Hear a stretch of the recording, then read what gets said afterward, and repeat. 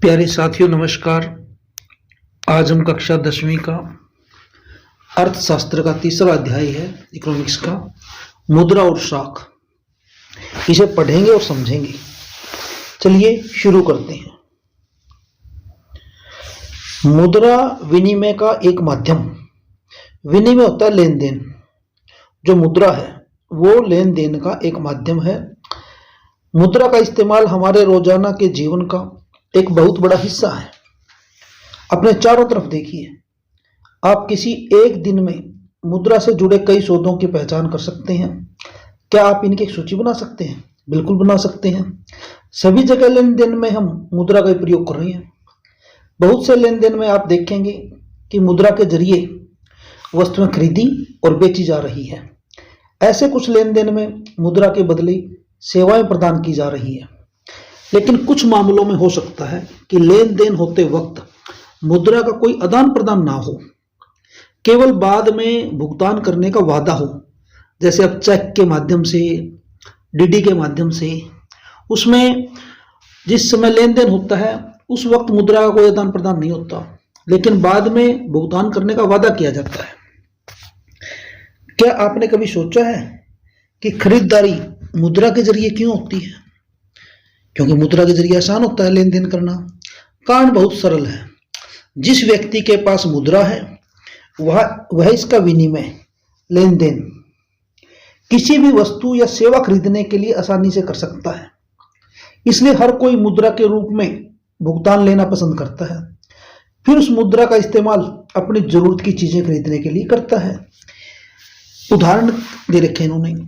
एक जूता निर्माता का उदाहरण देखते हैं। वह बाजार में जूता बेचकर गेहूं खरीदना चाहता है। जूते बेचना चाहता है, गेहूं खरीदना चाहता है। अब जूता बनाने वाले पहले जूतों के बदले मुद्रा प्राप्त करेगा और फिर इस मुद्रा का इस्तेमाल गेहूं खरीदने के लिए करेगा।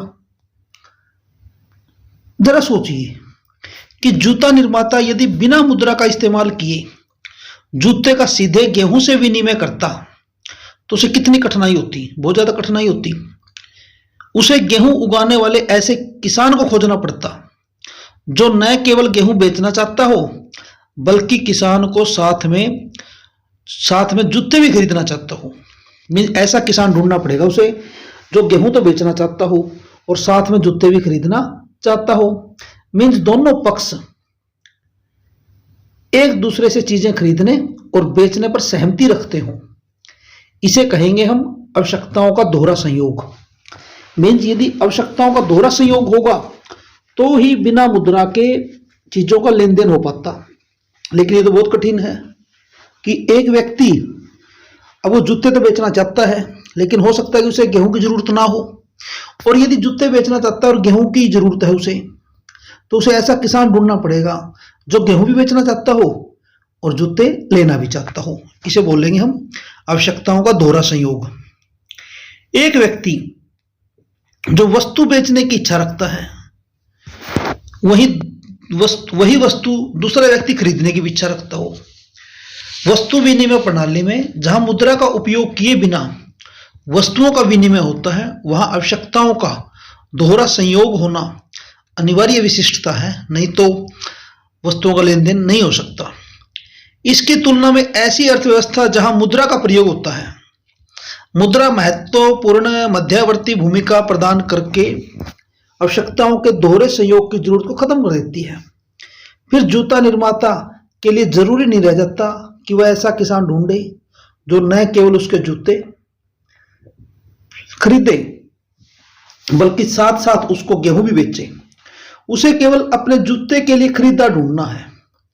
एक बार उसने जूते मुद्रा में बदल लिए तो वह बाजार में गेहूं या अन्य कोई वस्तु खरीद सकता है।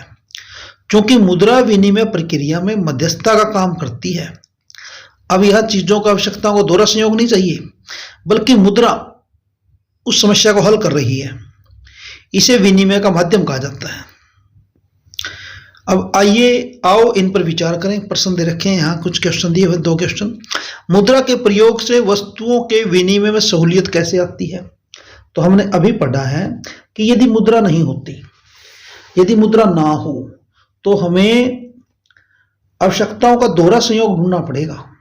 बेचने वाला भी और लेने वाला भी। और ये बहुत आसान कार्य नहीं है, इसलिए मुद्रा विनिमय का बहुत आसान साधन है, बहुत सहूलियत होती है, बहुत सरल हो जाता है लेन देन करना। दूसरा क्वेश्चन, क्या आप कुछ ऐसे उदाहरण सोच सकते हैं जहां वस्तुओं तथा सेवाओं का विनिमय या मजदूरी की अदायगी वस्तु विनिमय के जरिए हो रही है? अब ये आपने देखा होगा कई बार गांव देहात में कई ऐसे कार्य करने वाले लोग हैं, जैसे कुम्हार है, बर्तन बनाता है, तो वो बर्तन देता रहता है किसान को और उसके बदले में हर छठे महीने उससे अनाज ले लेता है। ऐसे ही लोहार, ऐसे ही नाई कटिंग करता रहता है उनके परिवार की, और बाद में छठे महीने जो भी अनाज आता है तो अनाज ले लेता है। तो इससे उसकी जो मजदूरी है उसकी अदायगी वस्तु में हो रही है। या फिर कई बार सरकार भी ऐसे कुछ प्रोजेक्ट चला देती है, ऐसी कुछ योजनाएं चला देती है जहां काम के बदले अनाज मिले। तो एक तरफ सेवा कर रहा है कोई व्यक्ति और दूसरी तरफ उसके बदले में उसको मजदूरी के रूप में अनाज मिल रहा है। आगे देखिए मुद्रा के आधुनिक रूप। हमने देखा कि मुद्रा ऐसी चीज है जो लेन देन में विनिमय का माध्यम बन सकती है। बन क्या सकती है? बनी हुई है। सिक्कों के चलन से पहले तरह तरह की चीजें मुद्रा के रूप में इस्तेमाल की जाती थी। उदाहरण के लिए बहुत प्रारंभिक काल से भारतीय अनाज और पशु का मुद्रा के रूप में इस्तेमाल करते थे। इसके बाद सोना, चांदी, तांबे जैसी धातुओं के सिक्कों का चलन हुआ, जिसका चलन पिछली सदी तक रहा। ये कुछ यहाँ दे रखे हैं प्रारंभिक आहत सिक्के, लगभग 2500 वर्ष पुराने, क्योंकि भारत की जो सबसे प्राचीन मुद्रा है उसको आहत सिक्के बोला जाता है। आहत क्योंकि वो ठप्पा मारकर बनाया जाता था, धातु के ऊपर ठप्पा मार के बनाया जाता था, इसलिए बोलते हैं आहत सिक्के। ये इंग्लिश में पंच मार्केट कॉइन। ये गुप्तकालीन सिक्के हैं, सोने के सिक्के। आगे देखिए करेंसी। मुद्रा के आधुनिक रूपों में करेंसी, कागज के नोट और सिक्के शामिल हैं। वे चीजें जो पहले मुद्रा के रूप में प्रयोग की जाती थी। इसके विपरीत आधुनिक मुद्रा बहुमूल्य धातुओं जैसे सोना, चांदी और तांबे के बने सिक्कों से नहीं बनी है। अनाज और पशुओं की तरह वे रोजमर्रा की चीजें भी नहीं है। आधुनिक मुद्रा का इस प्रकार का अपना कोई इस्तेमाल नहीं है। फिर इसे विनिमय का माध्यम क्यों स्वीकार किया जाता है? इसे विनिमय का माध्यम इसलिए स्वीकार किया जाता है क्योंकि किसी देश की सरकार इसे प्राधिकृत करती है, ऑथोराइज करती है। भारत में जैसे भारतीय रिजर्व बैंक केंद्रीय सरकार की तरफ से करेंसी नोट जारी करता है। भारतीय कानून के जरिए किसी व्यक्ति या संस्था को मुद्रा जारी करने की इजाजत नहीं है। इसके अलावा कानून विनिमय के माध्यम के रूप में रुपए का इस्तेमाल करने की वैधता प्रदान करता है, जिसे भारत में सौदों में अदायगी के लिए मना नहीं किया जा सकता। भारत में कोई व्यक्ति कानूनी तौर पर रुपयों में अदायगी को अस्वीकार नहीं कर सकता। इसलिए रुपया व्यापक स्तर पर विनिमय का माध्यम स्वीकार किया गया है। बैंकों में निक्षेप। लोग मुद्रा बैंकों में निक्षेप के रूप में भी रखते हैं। मुद्रा को बैंकों में निक्षेप के रूप में भी रखते हैं। किसी समय पर लोगों को रोजमर्रा की आवश्यकताओं के लिए कुछ ही करेंसी की जरूरत होती है। उदाहरण के लिए हर महीने के आखिर में वेतन वाले मजदूरों के अतिरिक्त नकद होता है। लोग इस अतिरिक्त नकद को, जो एक्स्ट्रा नकद उनके पास है, का क्या करते हैं? वे इसे बैंकों में अपने नाम से खाता खोलकर जमा कर देते हैं और बैंक ये जमा स्वीकार करते हैं और इस पर ब्याज भी देते हैं, मीन सूद भी देते हैं। इस तरह लोगों का धन बैंकों के पास सुरक्षित रहता है और इस पर सूद भी मिलता है। लोगों को अपनी आवश्यकता के अनुसार इसमें से धन निकालने की सुविधा भी उपलब्ध होती है, क्योंकि बैंक खातों में जमा धन को मांग के जरिए निकाला जा सकता है। इसलिए इस जमा को मांग जमा कहा जाता है।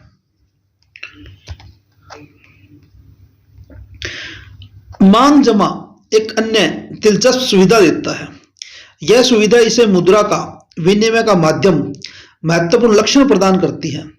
आपने नकद की बजाय चेक के भुगतान के बारे में सुना होगा। चेक से भुगतान के लिए भुगतानकर्ता, जिसका किसी बैंक में खाता है, एक निश्चित रकम के लिए चेक काटता है। चेक एक ऐसा कागज है जो बैंक को किसी व्यक्ति के खाते से चेक पर लिखे नाम के किसी दूसरे व्यक्ति को एक खास रकम का भुगतान करने का आदेश देता है। चेक द्वारा भुगतान, ये देख लीजिए।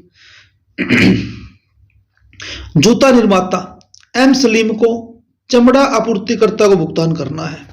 एक जूता निर्माता है कोई एम सलीम, उसको चमड़ा, जहां से वो चमड़ा मंगवाता है, उसको भुगतान करना है। इसके लिए वह एक विशेष रकम का चेक लिखता है। मीन जूता निर्माता अपने बैंक को चमड़ा आपूर्तिकर्ता को यह रकम देने का आदेश देता है। चमड़ा आपूर्तिकर्ता यह चेक ले जाकर अपने बैंक खाते में जमा कर देता है। धन एक बैंक खाते से दूसरे बैंक खाते में कुछ दिनों में अंतरित हो जाता है। यह लेन देन बिना नगद की अदायगी के पूरा हो जाता है। तो इसमें देखिए ऊपर लिखा हुआ है किसको पे करना है, प्रेम कुमार को करना है।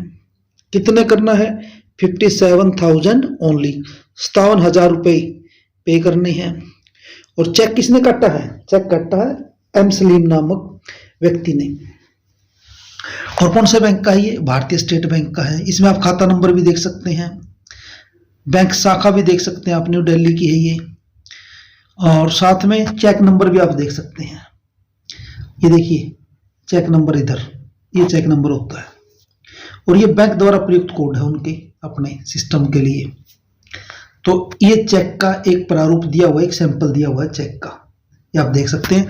10/6/2016 की डेट लिखी हुई है। इस तरह हम देखते हैं कि मांग जमा में मुद्रा के अनिवार्य लक्षण मिलते हैं। मांग जमा के बदले चेक लिखने की सुविधा से बिना नकद का इस्तेमाल किए सीधा भुगतान करना संभव हो जाता है, क्योंकि मांग जमाओं को करेंसी के साथ साथ व्यापक स्तर पर भुगतान का माध्यम स्वीकार किया जाता है। इसलिए आधुनिक अर्थव्यवस्था में इसे भी मुद्रा समझा जाता है। क्या आपको बैंक की भूमिका को याद रखना होगा। बैंकों के लिए इन जमा के बदले कोई भी मांग जमा एवं भुगतान नहीं होगा। मुद्रा के आधुनिक रूप करेंसी और जमा आधुनिक बैंक प्रणाली की कार्य प्रणाली से बहुत करीब से जुड़े हुए हैं। आओ इन पर विचार करें। ये कुछ क्वेश्चन दिए हुए हैं, इनको पढ़ लेना आप। बैंकों की ऋण संबंधी गतिविधियां। बैंकों की कहानी को आगे बढ़ाते हैं। बैंक जनता से जो धन जमा खातों में स्वीकार करते हैं उसका क्या करते हैं। यहां एक दिलचस्प क्रियाविधि काम कर रही है। बैंक जमा रकम का एक छोटा हिस्सा अपने पास नकद के रूप में रखते हैं। उदाहरण के लिए आजकल भारत में बैंक जमा का केवल 15% हिस्सा नकद के रूप में अपने पास रखते हैं। इसे किसी एक दिन में जमाकर्ताओं द्वारा धन निकालने की संभावना को देखते हुए यह प्रावधान किया जाता है, क्योंकि किसी एक विशेष दिन में केवल कुछ जमाकर्ता ही नकद निकालने के लिए आते हैं। इसलिए बैंक का काम इतने नकद से आराम से चल जाता है 15% से। बैंक जमा राशि के एक बड़े भाग को ऋण देने के लिए इस्तेमाल करते हैं। विभिन्न आर्थिक गतिविधियों के लिए ऋण की बहुत मांग रहती है। हम इसके बारे में आगे आने वाले खंडों में और पढ़ेंगे। बैंक जमा राशि का लोगों की ऋण आवश्यकताओं को पूरा करने के लिए इस्तेमाल करते हैं। जो लोगों की जरूरतें होती हैं उसके लिए बैंक लोन दे देता है, ऋण दे देता है। इस तरह बैंक जिनके पास अतिरिक्त राशि है, मीन जमा करता कोई व्यक्ति, एवं जिन्हें राशि की जरूरत है, मीन कर्जदार, के बीच मीडिएटर का काम करता है, मध्यस्थ की भूमिका निभाता है। बैंक जमा पर जो ब्याज देते हैं उससे ज्यादा ब्याज ऋण पर लेते हैं। कर्जदारों से लिए गए ब्याज और जमाकर्ताओं को दिए गए ब्याज के बीच का जो अंतर है वो बैंकों की आय का प्रमुख स्रोत है। अगर सभी जमाकर्ता एक ही समय में अपनी धनराशि की मांग करने बैंक पहुंच जाए तो क्या होगा।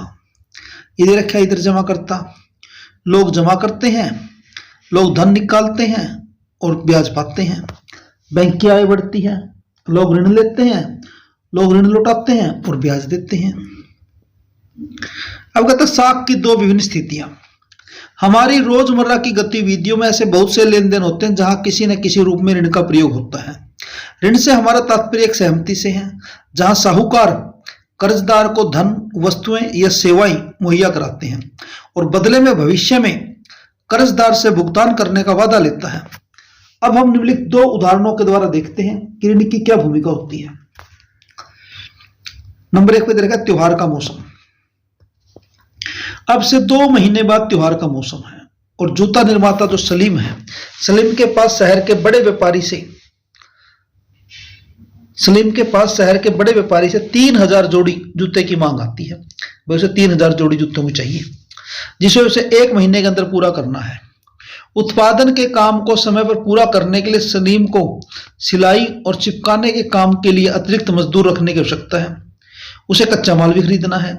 इन सभी खर्चों को पूरा करने के लिए सलीम 2 स्रोतों से ऋण लेता है।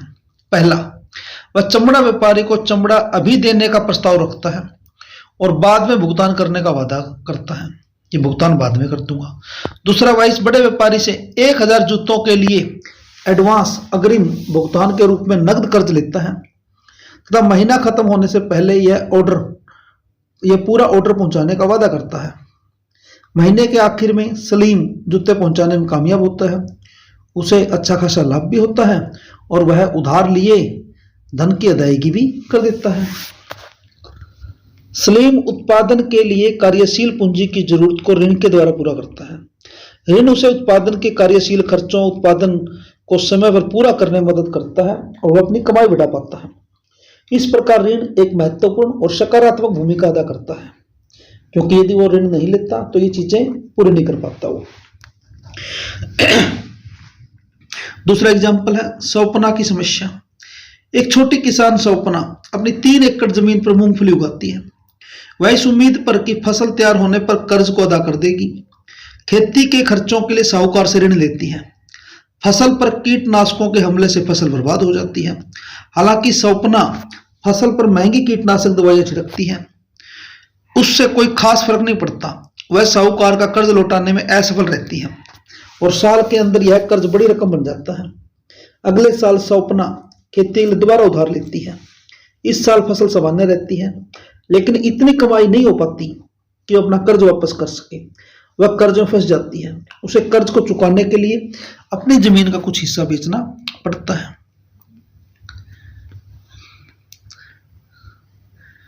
ग्रामीण क्षेत्रों में साख की मुख्य मांग फसल उगाने के लिए होती है। जो लोग पैसा लेते हैं वो फसल उगाने के लिए होती है। ग्रामीण क्षेत्र में फसल उगाने में बीज, खाद, कीटनाशक दवाओं, पानी, बिजली, उपकरणों की मरम्मत इत्यादि का काफी खर्च होता है। और इन आगतों को खरीदने, इन चीजों को खरीदने और फसल की बिक्री होने के बीच कम से कम 3 से 4 महीने का अंतराल होता है, गैप होता है।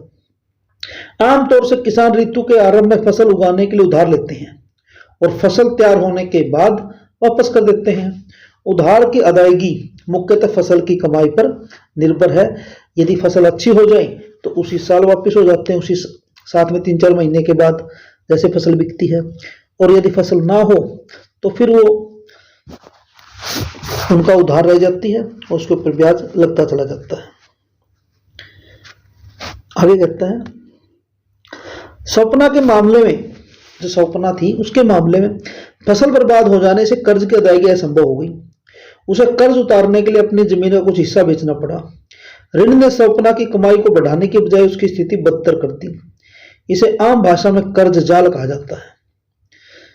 इस मामले में ऋण कर्जदार को ऐसी परिस्थिति में धकेल देता है जहां से बाहर निकलना काफी कष्टदायक होता है। एक स्थिति में ऋण आय बढ़ाने में सहयोग करता है, जिससे व्यक्ति की स्थिति पहले से बेहतर हो जाती है, जैसे कि सलीम वाले मामले में देखा। दूसरी स्थिति में फसल बर्बाद होने के कारण ऋण व्यक्ति को अपने जाल में फंसा देता है। स्वप्ना को कर्ज उतारने के लिए अपनी जमीन का एक हिस्सा बेचना पड़ता है। स्पष्ट है कि उसकी स्थिति पहले की तुलना में बदतर हुई। ऋण उपयोगी होगा या नहीं, यह परिस्थितियों के खतरों और हानि होने पर प्राप्त सहयोग की संभावना पर निर्भर करता है। अब कहता है ऋण की शर्तें। हर ऋण समझौते में ब्याज दर निश्चित कर दी जाती है, जिसे कर्जदार महाजन को मूल रकम के साथ अदा करता है। इसके अलावा जो उधारदाता है, कोई समर्थक ऋणाधार मीन्स कोई गारंटी के तौर पे गिरवी रखने के लिए मांग कर सकता है, बस ये चीज आप हमारे पास रखें और इसके बदले में आपको ऋण मिलेगा। समर्थक ऋणाधार ऐसी संपत्ति है जो समर्थक ऋणाधार, ये आपको वर्ड ध्यान रखना है। समर्थक ऋणाधार मीन्स ऋण का आधार है जो, जिसके बदले में आपको ऋण मिल रहा है। समर्थक ऋणाधार ऐसी संपत्ति है जिसका मालिक कर्जदार है, जैसे कि भूमि, इमारत, गाड़ी, पशु, बैंकों में पूंजी, और इसका इस्तेमाल वह उधारदाता को गारंटी के रूप में देने के लिए रूप में करता है। जब तक कि ऋण का भुगतान नहीं हो जाता, यदि कर्जदार उधार वापस नहीं कर पाता, तो उधारदाता को भुगतान प्राप्ति के लिए संपत्ति या जो समर्थक ऋणाधार है, जो भी वस्तु उसने रखी है, चाहे जमीन रखी है, खेत रखा है, घर रखा है, या कोई भी किसी चीज का कोई कागज है, तो समर्थक ऋणाधार बेचने का अधिकार होता है। संपत्ति जैसे कि जमीन, बैंकों में जमा पूंजी, पशु इत्यादि समर्थक ऋणाधार के आम उदाहरण हैं, जिसका उपयोग कर्ज लेने के लिए किया जाता है। आवास ऋण। मेघा ने घर खरीदने के लिए बैंक से 5 लाख रुपए का कर्ज लिया और इस कर्ज पर ब्याज की वार्षिक दर 12% है, मतलब 1 रुपया सैकड़ा है, और इस कर्ज को 10 साल में मासिक किस्तों में लौटाया जाना है। मेघा को बैंक से कर्ज लेने से पहले उसे अपनी नौकरी और वेतन संबंधी रिकॉर्ड दिखाने पड़ते हैं। बैंक नए घर के सभी कागज ऋणाधार के रूप में रख लेता है, जिन्हें मेघा द्वारा ब्याज समेत कर्ज लौटाने के बाद ही वापस मिल सकते हैं मेघा को वो कागज। यहां पर दे रखे हैं, मेघा के आवास ऋण के निम्नलिखित विवरणों की पूर्ति करें। कहता है ऋण राशि लिखा हुआ ऊपर 5 लाख रुपए, ऋण अवधि 10 साल, आवश्यक कागजात जो उसने रखे हैं वहां अपने जो उसने दिखाई हैं, जैसे नौकरी और वेतन संबंधी रिकॉर्ड। ब्याज दर कितनी है? 12%। अदायगी का स्वरूप क्या है? मासिक है। समर्थक ऋणाधार में क्या रखा है? बैंक ने उस मकान के, उस घर के सारे कागज रखे हैं। जब मेघा ये लौटा देगी, ऋण चुकता कर देगी, तो उसके बदले जो उसके कागज है वापस कर देगा बैंक। ब्याज दर। समर्थक ऋणाधार आवश्यक कागजात और भुगतान के तरीकों को सम्मिलित रूप से ऋण की शर्तें कहा जाता है। ऋण की शर्तों में क्या क्या शामिल है? ब्याज दर क्या है, समर्थक ऋणाधार क्या है, ऋण के बदले में क्या क्या रखा है वहां, आवश्यक कागजात क्या है, भुगतान के तरीके क्या है, इन सभी को ऋण की शर्तें कहा जाता है। ऋण की शर्तों में एक ऋण व्यवस्था से दूसरी ऋण व्यवस्था में काफी फर्क आ जाता है। वे कौन सी व्यवस्था से कर्ज लिया है? कर्ज की शर्तें उधारदाता और कर्जदार की प्रकृति पर निर्भर करती है। अगले भाग में ऐसे उदाहरण दिए गए हैं जहां विभिन्न ऋण व्यवस्थाओं में ऋण की शर्तें अलग अलग हैं। देखिए आगे, विविध प्रकार के साख प्रबंधक एक गांव का उदाहरण। रोहित और रंजन ने कक्षा में ऋण की शर्तों के बारे में पढ़ना खत्म किया था। वे अपने इलाके में प्रचलित विविध प्रकार के ऋण प्रबंधों को जानने के उत्सुक थे कि वहां लोग कैसे कैसे ऋण लेते हैं, क्या क्या तरीका, क्या क्या विधियां हैं, कौन लोग उधार देते थे, कर्जदार कौन थे, ऋण की क्या शर्तें थी। उन्होंने अपने गांव के कुछ लोगों से बात करने का फैसला किया। आगे आप उनका लेख पढ़ सकते हैं। 15 नवंबर 2019 हम सीधा उन खेतों में जाते हैं जहां दिन के इस समय अधिकतर किसान मजदूर काम कर रहे होंगे। खेतों में आलू की फसल लगी हुई है। पहले हम सोनपुर, एक छोटा सा गांव है जहां सिंचाई की सुविधाएं मौजूद हैं, एक छोटे किसान श्यामल से मिलते हैं। श्यामल का क्या कहना सुनिए कि उसे अपनी 1.5 एकड़ जमीन को जोतने के लिए हर मौसम में उधार लेने की जरूरत पड़ती है। कुछ साल पहले तक वह गांव के महाजन से ऋण लेता था, जिस पर उसे 5% मासिक ब्याज, वार्षिक नहीं है, मासिक ब्याज देनी पड़ती थी। मीन 60% वार्षिक। 60% का मतलब होता है 5 रुपए सैकड़ा। 5 रुपए सैकड़ा। पिछले कुछ वर्षों से श्यामल गांव के एक कृषि व्यापारी से 3% मासिक ब्याज की दर से ऋण ले रहा है। जुताई के मौसम की शुरुआत होने पर व्यापारी ऋण पर कृषि संबंधित जो आगतें हैं, जो जरूरतें वो मुहैया कराता है, पूरी करता है, जिसे फसल तैयार हो जाने पर वापस करना होता है। ऋण पर ब्याज के अलावा व्यापारी किसानों से वादा लेता है कि वह अपनी फसल उसी को बेचेगा। इस तरह व्यापारी निश्चिंत है कि ऋण की अदायगी समय से ही हो जाएगी। फसल की कीमतें फसल काटते समय कम होती है, इसलिए वह किसानों से कम कीमत पर फसल खरीदकर बाद में कीमत बढ़ने पर बेचकर भारी मुनाफा कमाता है। व्यापारी को उस समय फसल खरीदने से मुनाफा होता है, वह फसल सस्ते में खरीदकर बाद में कीमतें बढ़ने पर बेचता है। एक दूसरा एग्जाम्पल दे रखे हैं, अब हम अरुण से मिलते हैं जो एक किसान मजदूर के काम का निरीक्षण कर रहा है। अरुण के पास 7 एकड़ जमीन है। अरुण सोनपुर के उन कुछ लोगों में से है जिसे खेती के लिए बैंक से ऋण मिला है। पहले वाले को महाजन से मिला है, इसको बैंक से मिला अरुण को। इस ऋण पर वार्षिक ब्याज दर 8.5% है और इसे अगले 3 वर्षों में कभी भी लौटाया जा सकता है। मतलब अच्छी योजना है। अरुण की योजना है कि वो फसल तैयार होने पर अपने उपज का कुछ हिस्सा बेचकर इस ऋण की अदायगी कर देगा। वह बाकी आलू की फसल को शीत भंडार गृह में, जो कोल्ड स्टोरेज होते हैं, उसमें रखकर बैंक से इसके बदले नया ऋण लेने के लिए दरख्वास्त देना चाहता है। बैंक उन किसानों को ऐसी सुविधा देने के लिए तैयार है जो पहले भी खेती के लिए उससे ऋण ले चुके हैं। तीसरा एग्जाम्पल रमा का है। रमा निकट के खेत में कृषि मजदूर के रूप में काम करती है। साल में कई महीने रमा के पास कोई काम नहीं होता और उसे अपने रोजमर्रा के खर्चों के लिए कर्ज लेना पड़ता है। अचानक बीमार पड़ने पर या परिवार में किसी समारोह पर खर्च करने के लिए उसे कर्ज लेना पड़ता है। रमा कर्ज के लिए अपने मालिक पर, जो सोनपुर का मध्यम वर्गीय भूस्वामी है, आश्रित है। भूस्वामी उसे 5% मासिक ब्याज पर ऋण देता है। 5% मासिक है, मतलब वही 60% वार्षिक।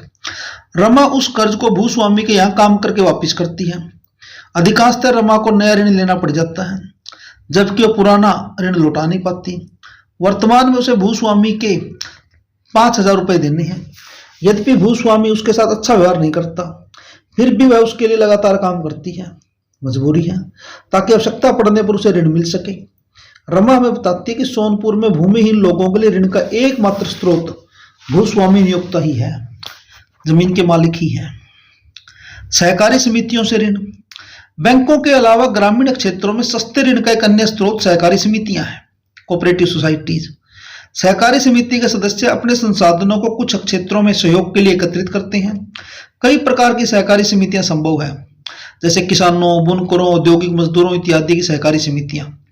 कृषक सहकारी समिति सोनपुर के नजदीक एक गांव में काम करती है। 2300 किसान इसके सदस्य हैं।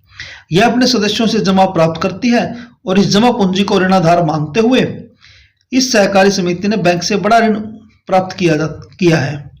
इस पूंजी का इस्तेमाल सदस्यों को कर्ज देने के लिए किया जाता है।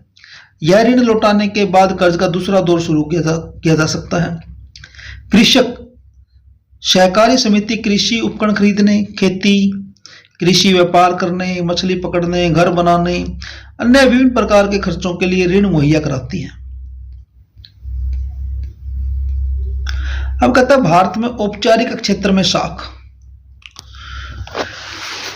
यहां आप देखेंगे कि भारत में जो पैसा लेते हैं लोग, वो किन किन तरीकों से, किन किन लोगों से लेते हैं और उसको हम क्या नाम देंगे, औपचारिक देंगे, अनौपचारिक देंगे, वो सारा भी देखेंगे। हमने ऊपर के उदाहरणों में देखा है कि लोग विभिन्न स्रोतों से ऋण प्राप्त करते हैं। विभिन्न प्रकार के ऋणों को 2 वर्गों में बांटा जा सकता है, एक औपचारिक, दूसरा अनौपचारिक ऋण। पहले वर्ग में बैंकों और सहकारी समितियों से कर्ज आते हैं। अनौपचारिक उधारदाता में कौन हो सकता है? साहूकार, व्यापारी, मालिक, रिश्तेदार, दोस्त इत्यादि आते हैं। आलेख 1 में आप भारत के ग्रामीण परिवारों के लिए ऋण के विभिन्न स्रोतों को देख सकते हैं। क्या अधिक ऋण औपचारिक क्षेत्र से आ रहे हैं या अनौपचारिक क्षेत्र से? तो देख लीजिए आप, इसमें साहूकारों से 33% है, मीन जो अनौपचारिक क्षेत्र है। फिर अन्य अनौपचारिक स्रोत दे रखे हैं 2%, फिर 1% सरकारी दे रखे हैं, 25% सहकारी समितियां और बैंक दे रखे हैं, फिर व्यवसायिक बैंक दे रखे हैं 25% में, जमींदार दे रखे हैं 1% में, अन्य औपचारिक स्रोत दे रखे हैं 5% में। तो यदि हम बात करें तो सीधा सा मतलब ये है कि अनौपचारिक क्षेत्र से ज्यादा कर्ज लिया जा रहा है और अनौपचारिक क्षेत्र से कर्ज लेना बहुत घातक है। क्यों? क्योंकि उसकी जो ऋण की शर्तें हैं वो अलग अलग तरीके से ज्यादा है। भारतीय रिजर्व बैंक ऋणों के औपचारिक स्रोतों की कार्य प्रणाली पर नजर रखता है। उदाहरण के लिए हमने देखा कि बैंक अपनी जमा का एक न्यूनतम नगद हिस्सा अपने पास रखते हैं। RBI, reserve bank of India, नजर रखता है कि बैंक वास्तव में नगद शेष बनाए हुए हैं। आरबीआई इस पर भी नजर रखता है कि बैंक केवल लाभ अर्जित करने वाले व्यवसायियों या व्यापारियों को ही ऋण मुहैया नहीं करा रहे, बल्कि छोटे किसानों, छोटे उद्योगों, छोटे कर्जदारों इत्यादि को भी ऋण दे रहे हैं या नहीं। समय समय पर बैंकों द्वारा आरबीआई को यह जानकारी देनी पड़ती है कि वे कितना और किनको ऋण दे रहे हैं और उसके ब्याज की दरें क्या है। अनौपचारिक क्षेत्र में ऋणदाताओं की गतिविधियों की देखरेख करने वाली कोई संस्था नहीं है। वे ऐच्छिक दरों पर, मतलब अपनी मनमर्जी की दरों पर ऋण दे सकते हैं। उन्हें नाजायज तरीकों से अपने पैसे वापस लेने से रोकने वाला कोई नहीं है। औपचारिक ऋणदाताओं की तुलना में अनौपचारिक क्षेत्र के ज्यादातर ऋणदाता कहीं अधिक ब्याज वसूल करते हैं। इसलिए अनौपचारिक ऋण कर्जदाता को अधिक महंगा पड़ता है। ऋण की ऊंची लागत का अर्थ कर्जदार की आय का अधिकतर हिस्सा ऋण की अदायगी में ही खर्च हो जाता है। इसलिए कर्जदारों के पास अपने लिए कम आय बचती है, जैसे कि हमने सोनपुर के श्यामल के मामले में देखा। कुछ मामलों में ऋण की ऊंची ब्याज दरों के कारण कर्ज वापस करने की रकम कर्जदार की आय से भी अधिक हो जाती है। इसके कारण ऋण का बोझ बढ़ता चला जाता है, जैसा कि हमने सोनपुर की जो रमा के मामले में देखा, और व्यक्ति ऋण जाल में फंस जाता है। ऐसा भी संभव है कि जो लोग कर्ज लेकर अपना उद्यम शुरू करना चाहते हैं वे ऋण की अधिक लागत को देखकर पीछे हट जाएं। इन सभी कारणों को देखते हुए बैंकों और सहकारी समितियों को ज्यादा कर्ज देना चाहिए। इसके जरिए लोगों की आय बढ़ सकती है और बहुत से लोग अपनी विभिन्न जरूरतों के लिए सस्ता कर्ज ले सकेंगे। वो फसल उगा सकते हैं, कोई कारोबार कर सकते हैं, छोटे उद्योग इत्यादि लगा सकते हैं, वे नया उद्योग लगा सकते हैं, वस्तुओं का व्यापार कर सकते हैं। सस्ता और सामर्थ्य के अनुकूल कर्ज देश के विकास के लिए अति आवश्यक है। कहता औपचारिक और अनौपचारिक साख किसे क्या मिलता है।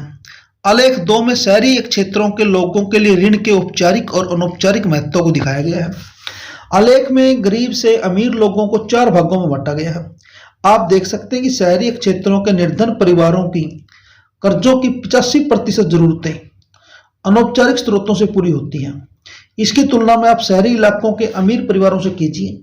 आप क्या देखते हैं, उनके केवल 10% कर्ज अनौपचारिक स्रोतों से है, जबकि 90% औपचारिक स्रोतों से है।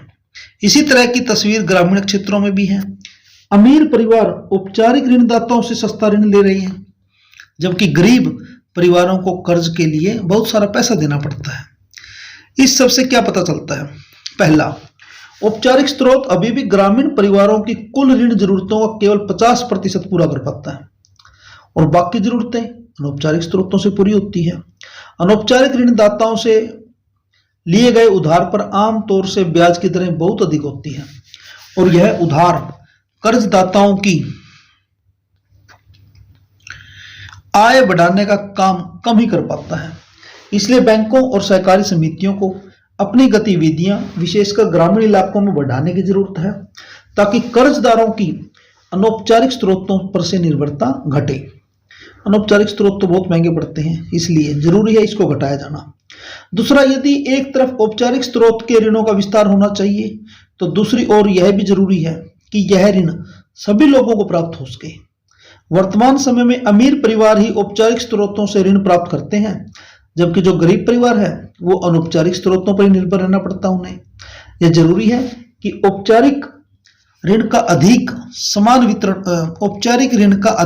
वितरण हो, ताकि गरीब परिवार भी सस्ते ऋण का फायदा उठा सके।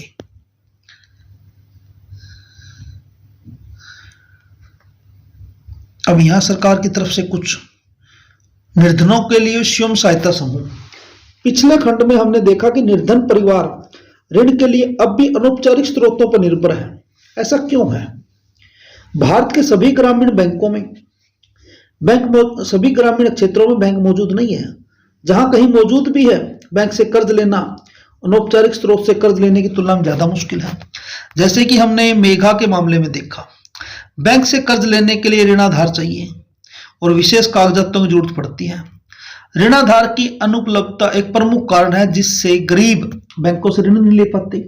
ना कई बार उनके पास जमीन होती, ना कोई और कुछ ऐसी चीज होती जिसको वो समर्थक ऋणाधार के रूप में रख सके। दूसरी ओर अनौपचारिक ऋणदाता जैसे साहूकार है, इन कर्जदारों को व्यक्तिगत स्तर पर जानते हैं और इस कारण अक्सर बिना ऋणाधार के भी ऋण दे देते हैं।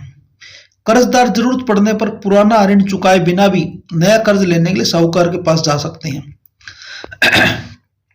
लेकिन महाजन ब्याज की दरें बहुत ऊंची रखते हैं, लेन देन की लिखा पढ़ी भी पूरी नहीं करते और निर्धन कर्जदारों को तंग करते हैं। हाल के वर्षों में लोगों ने गरीबों को उधार देने के कुछ नए तरीके अपनाने की कोशिश की है।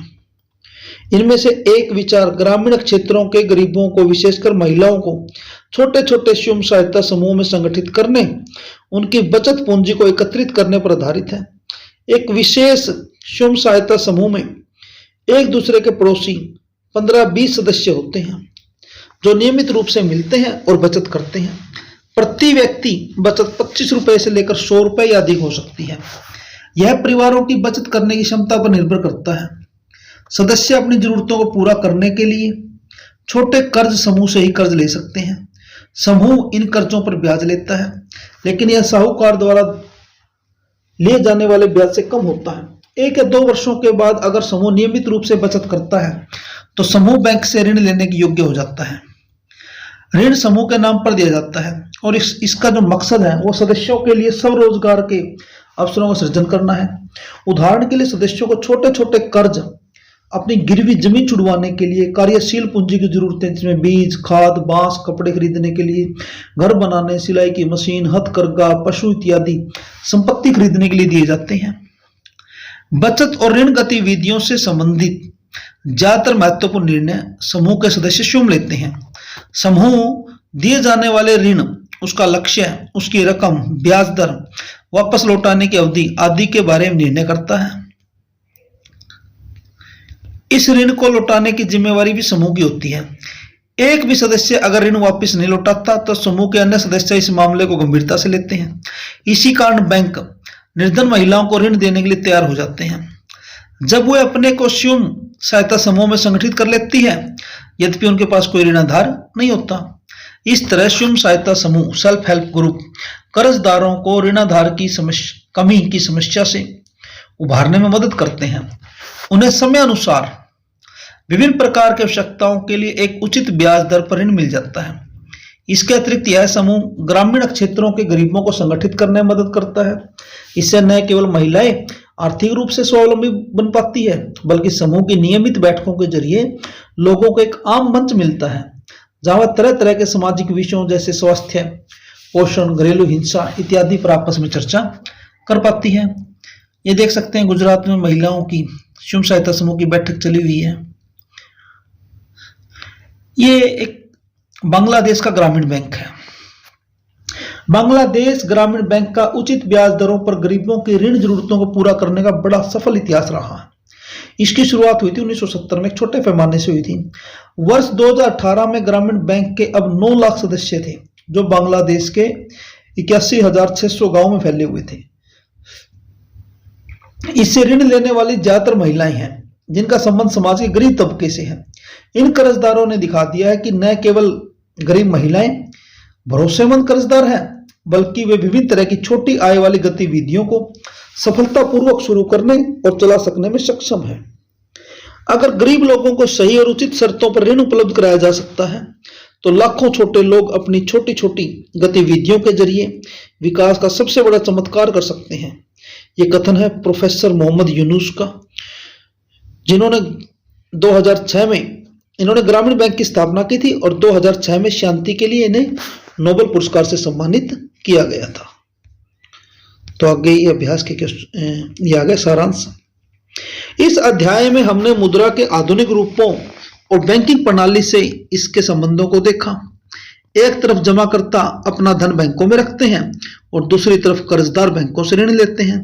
आर्थिक गतिविधियों के लिए ऋण की जरूरत होती है।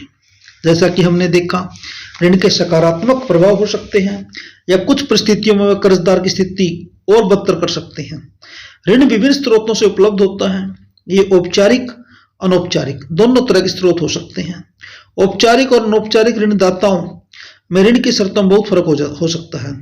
वर्तमान समय में अमीर परिवार औपचारिक स्रोतों से ऋण लेते हैं, जैसे बैंकों से, जबकि गरीबों को अब भी अनौपचारिक स्रोतों पर निर्भर रहना पड़ता है, साहूकार से, महाजन से, रिश्तेदार से।